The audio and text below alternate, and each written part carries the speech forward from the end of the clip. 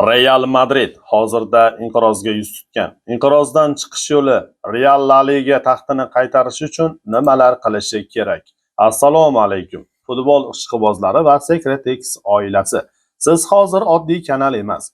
Futbol ortidagi yashirin haqiqatlar, kiyinish xonasidagi sirlar, shov-shuvli transferlar, chiqarishlar va butun dunyoni larzaga solayotgan eksklyuziv xabarlar markazidasiz. Agar siz haqiqiy futbol ortidagi real voqealarni bilishni istasangiz, demak siz to'g'ri manzildasiz. Shu sabab hoziroq videoga like bosishni, fikringizni kommentariyada yozishni va albatta Secret X kanaliga obuna bo'lishni unutmang. El Clasico'dagi navbatdagi mag'lubiyat Noluk Realning muammolari naqadar chuqur ekanini ko'rsatib berdi.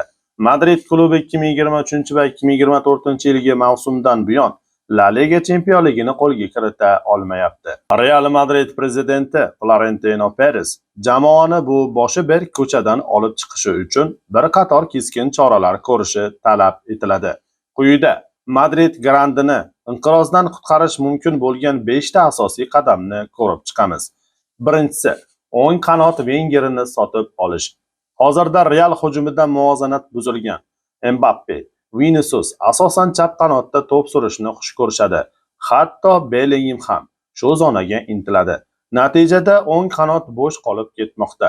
Rodrigo bu pozitsiyada o'zini to'liq ko'rsata olmayapti. Jamoaga klassik uslubdagi tezkor va intizomli o'ng qanot Wingeri kerak. Ikkinchi, Toni Kroosning o'rnini munosib to'ldirish.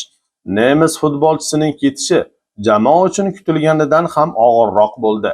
Hozirda Madrid yarim himoyasida o'yin tempini boshqaradigan dirijor yetishmayapti.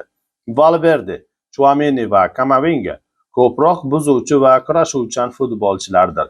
Rodri kabi intellektual va maydonni ko'ra oladigan playmakerning transferi qirollik klubi uchun ayni muddao bo'lardi. Uchinchi, himoya chizig'ini yangilash. Rudiger va Alaba faoliyatining so'nggi bosqichini o'tkazmoqda. Militao esa tez-tez jarohat olmoqda. Himoyaga yangi yetakchi zarur. Masalan, Nico Schlotterberg kabi to'pni o'yinga kirita oladigan va jismoniy jihatdan baquvvat himoyachi. Madrid himoya qo'rg'onini qayta qurish uchun mustahkam poydevor bo'la oladi. To'rtinchi, kiyinish xonasidagi egolarni jilovlash. Realning muammosi iste'dod yetishmasligida emas, balki shaxsiyatlarni boshqara olmaslikda. Yulduzlarning jamoaviy ishidan ko'ra o'z statusiga ko'proq e'tibor berishi maydondagi natijalarga ta'sir qilmoqda. Perez marketingdan ko'ra intizom va mehnatni birinchi o'ringa qo'yishi kerak. 5. To'g'ri murabbiy tanlash.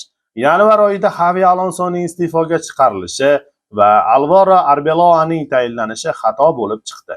Endilikda Real Madridga Jurgen Klopp kabi xarizmatik, taktik jihatdan kuchli va yulduzlarni bir maqsad yo'lida birlashtira oladigan mutaxassis kerak.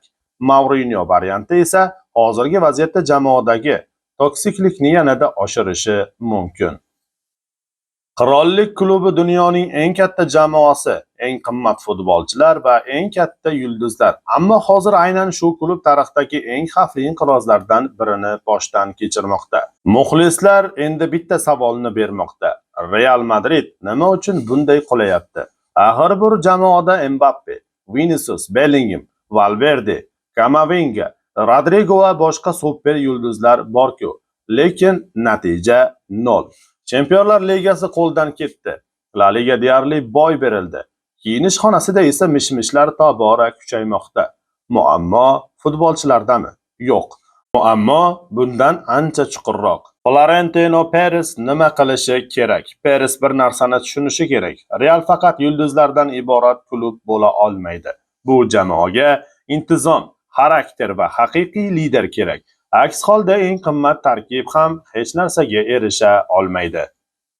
Real oldida qiyin yo'l turibdi. Agar Florentino Perez yozda katta qarorlar qabul qilmasa, Real yana sovrinsiz qolishi mumkin.